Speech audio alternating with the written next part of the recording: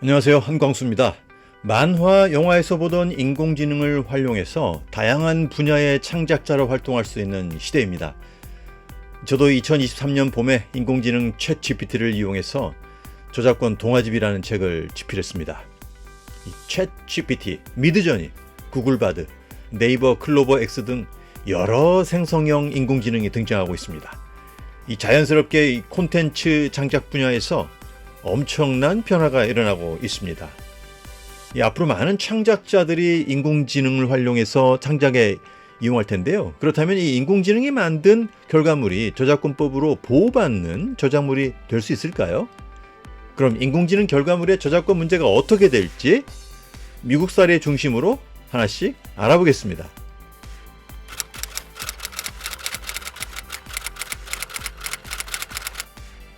먼저 인공지능 결과물은 아니지만 결론이 같은 비슷한 사건을 알아보겠습니다. 야생동물 전문 사진작가인 데이빗 슬레이터와 원숭이 사진에 대한 이야기입니다.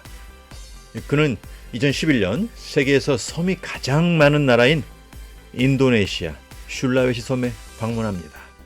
당시 이 섬에 5천 마리 정도밖에 남지 않은 멸종위기종 검정 꼬리 원숭이가 있었습니다.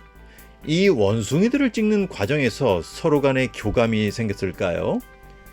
호기심 많은 원숭이 한 마리가 그의 카메라를 훔쳐서 달아납니다. 3일 뒤에 사진기를 찾은 데이빗 슬레이터는 찍힌 사진을 보고 깜짝 놀랐습니다. 원숭이 셀카 사진 수백 장이 있었기 때문입니다. 사진 대부분은 초점이 맞지 않고 몇 장만 맞았다고 합니다. 그 중에 가장 잘 나온 사진들이 알려지면서 이 세상에 관심을 받은 것이죠. 이 사진이 위키피디아에 실리자 데이빗 슬레이터는 사진을 내리라고 합니다. 하지만 위키피디아에서 거절하지요. 자, 그렇다면 원숭이가 찍은 이 사진의 저작권은 누구에게 있을까요? 그렇다면 이 사진을 찍은 원숭이일까요? 아니면 사진을 가지고 있는 데이빗 슬레이터일까요? 아무에게도 없을까요? 정답은 아무에게도 없습니다. 이유는 아주 간단합니다. 사진을 찍은 사람이 아무도 없기 때문입니다. 잠시 헷갈리시나요? 사진은 원숭이가 찍었지 사람이 찍은 것이 아니죠. 저작권법에서 보호하는 저작물의 기본 요건은 사람이 창작해야 합니다. 그러니까 원숭이가 찍은 사진이 가장 아름다운 사진이라 해도 처음부터 저작권이 없습니다. 자, 그러다 나중에 다른 동물 단체에서 이 원숭이의 저작권을 대행 관리하겠다면서 슬레이터에게 소송합니다. 자, 이런 소송과 저작권 문제로 지친 슬레이터는 이 단체에게 원숭이 사진 수익 25%를 기부하기로 하면서 긴 소송전을 마무리합니다. 이 사진으로 실제 수익이 없었다는데 이 마음고생만 한 것 같습니다. 여기서 중요한 것은 저작권은 이 사람이 창작해야만 저작권법으로 보호받는다는 점입니다.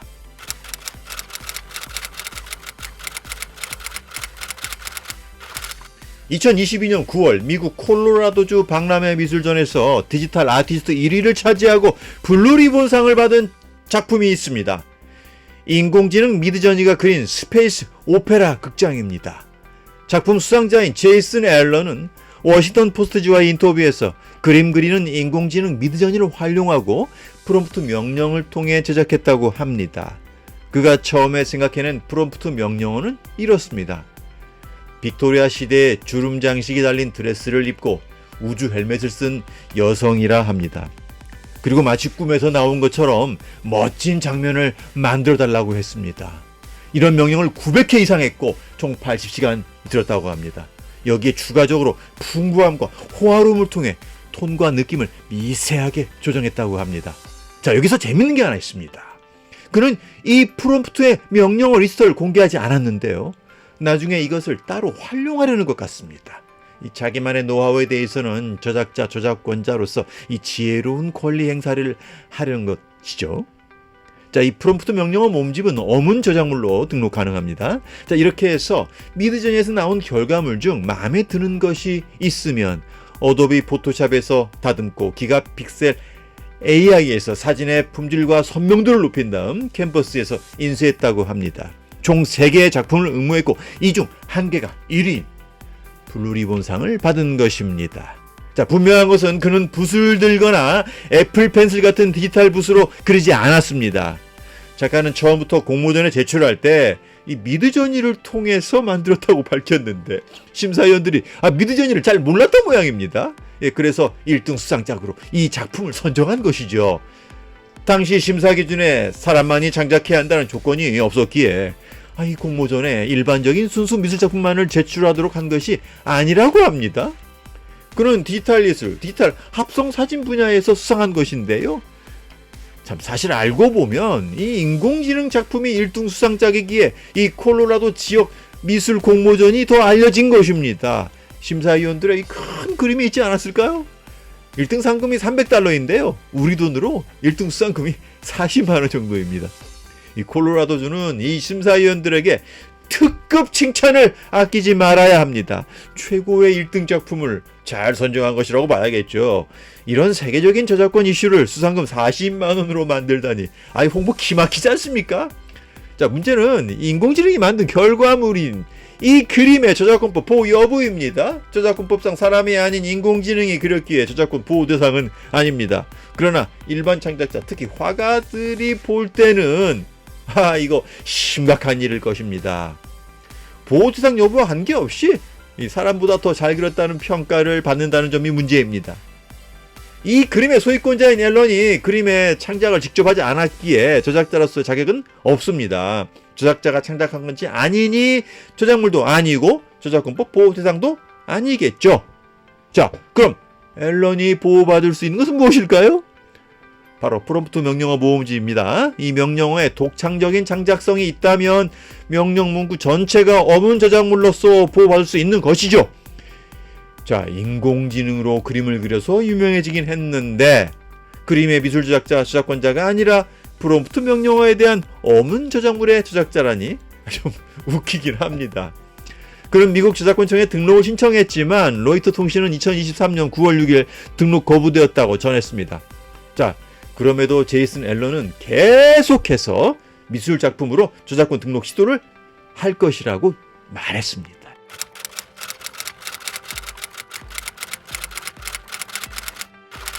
자, 카시타노바라는 미국의 작가는 새벽의 자리라는 스토리를 만들고 인공지능 미드저니로 만화를 그리도록 했습니다. 당시 친한 친구를 잃었고 사랑하는 할머니도 돌아가시자 슬프고 우울한 날을 보냈다고 합니다. 카시타노바는 두 사람과 자기의 이야기를 직접 글로 쓰고 인공지능 미드저니를 통해 그림 작업을 시작했습니다.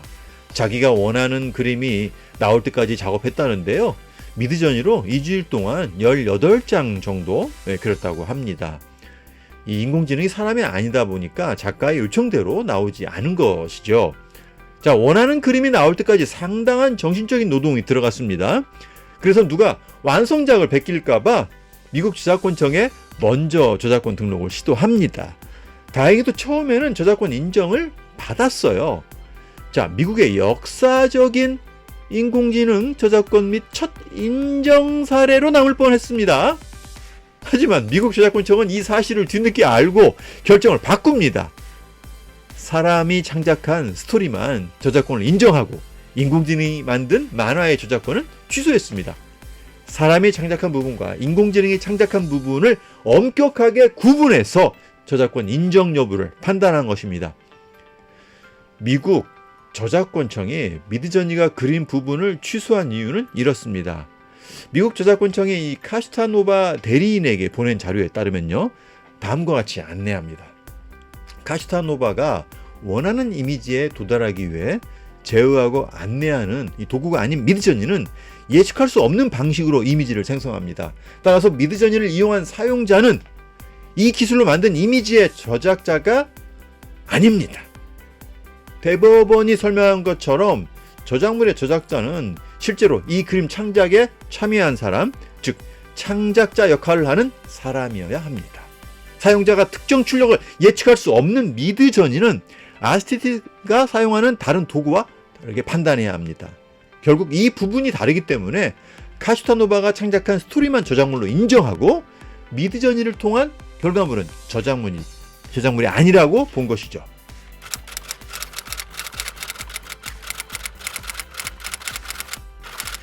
자, 미국의 스티븐 탈러는 인공지능이 만든 천국의 최근 입구 그림의 저작권 등록 거절에 대해서 소송했습니다. 이 작품은 그가 창작하지 않고 그가 만든 인공지능 크리에이티비티 머신이 만들었습니다. AI가 만든 그림의 저작권 등록을 위해 미국 저작권청에 여러 번 시도했지만 실패했습니다. 그는 인공지능이 창작했으니 인공지능이 저작자가 되고 이 프로그램을 자신이 만들고 소유했으니 자연스럽게 자신이 저작권자가 된다고 주장했습니다. 미국 저작권청이 계속 등록 거부하자 2023년 1월 법원에 소송을 제기했습니다. 2023년 8월 18일 미국 콜롬비아 지방법원 하웰 판사는 사람이 창작한 저작물만 저작권 등록이 가능하기에 저작권청의 등록 거부가 정당하다고 판결했습니다.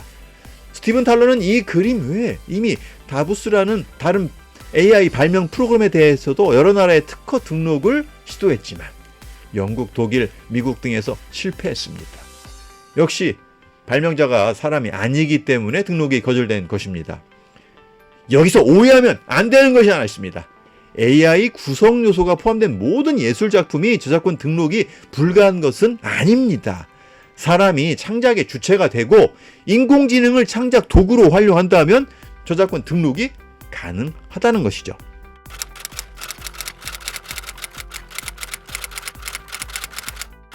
자, 이 생성형 인공지능 중에 챗GPT가 대표적이죠. 이것은 처음부터 저작권과 표절 문제를 가지고 갈 수 있는 위험이 일부 있습니다. 일단 수많은 데이터를 학습해야 합니다. 기존에 있는 저작물을 학습 후 이용자가 프롬프트에 명령을 하면 결과물을 만드는데요. 이 프롬프트를 어떻게 결정하느냐에 따라 결과물이 다르게 나올 수 있습니다. 최종 결과물을 만들어내기 위해서는 AI는 기존 콘텐츠와 저작물을 대량 학습해야 합니다. 여기서 대규모 복제가 일어날 수밖에 없습니다. 자, 이때 이 저작권자들에게 허락받는 경우는 거의 없는 것 같습니다. 이 저작권 보호 기한이 끝나지 않았다면 충분히 문제 삼을 수 있습니다. 자, 미국에서 알려진 법적 분쟁 사건이 몇 개 있습니다. 게티 이미지는 1200만 장의 사진을 허락 없이 인공지능 스테이블 디퓨전에 사용한 스테이빌리티 AI사를 고소했습니다. 저작권과 상표권을 모두 침해했다고 주장하고 있습니다. 자, 모나 어와드, 폴 트렘블레이, 사라 실버맨과 몇몇 작가는 메타와 오픈 AI를 저작권 침해로 소송했습니다. 자, 이들이 주장하는 근거는 비슷합니다.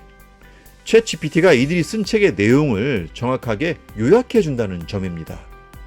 자, 이 NPR지에 따르면 뉴욕타임즈도 소송을 검토한다고 합니다. 이 소송을 검토하는 이유는 챗GPT가 만들어낸 뉴욕타임즈의 축약 내용 혹은 유사한 내용이 원 저작물인 자사신문기사와 대체관계에 있어 경쟁자가 된다고 보기 때문입니다. 결국 이용자들이 챗GPT를 이용하면 할수록 신문사의 매출이 줄 것이라고 보기 때문입니다. 챗GPT 관련 소송에 대해서 영향을 끼치는 이 두 가지 판례에 대해서 NPR지는 이렇게 이야기하고 있습니다. 바로 구글 북스 사건과 앤디 워홀, 린 골드미스 사건입니다. 첫째, 이 구글 북스 관련 사례는 공정 이용으로 판단했습니다. 이 미국 법원은 구글 북스 프로젝트로 인해 출판사와 저작자들의 침해 피해를 인정하기 어렵다고 판단했습니다.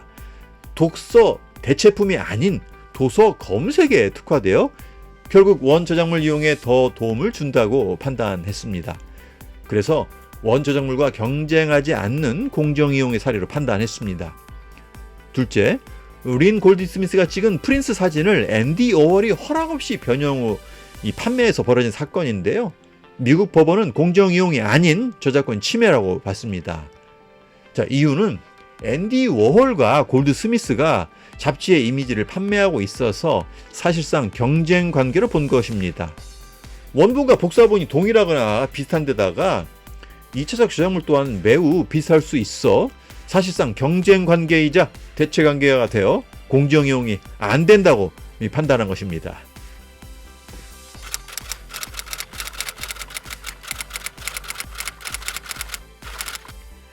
미국 저작권청은 인공지능 결과물에 대해 저작권 등록 가이드라인을 2023년 초에 발표했습니다.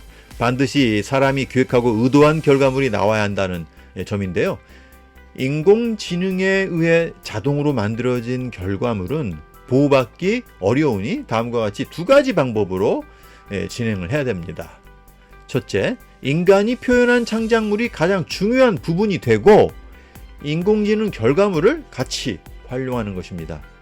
자, 둘째, 인공지능 기술로 만든 결과물의 선택, 배열 등을 통해 다시 표현된 경우는 이 편집 저작물 등으로 보호받을 수가 있습니다. 인공지능 저작권에 대한 결론 이야기해 볼까요? 사람의 창작에 참여하지 않고 챗GPT, 미드저니, 구글바드 등 다양한 인공지능 창작 프로그램이 만든 결과물은 저작권 보호 안 된다고 했습니다. 자, 그렇다고 해서 인공지능 프로그램을 이용하지 말라는 것은 아니에요. 지금 법 전문가들과 업계 관계자들은 인공지능 저작권 인정 여부 관련해서 많은 토론과 고민을 하고 있습니다.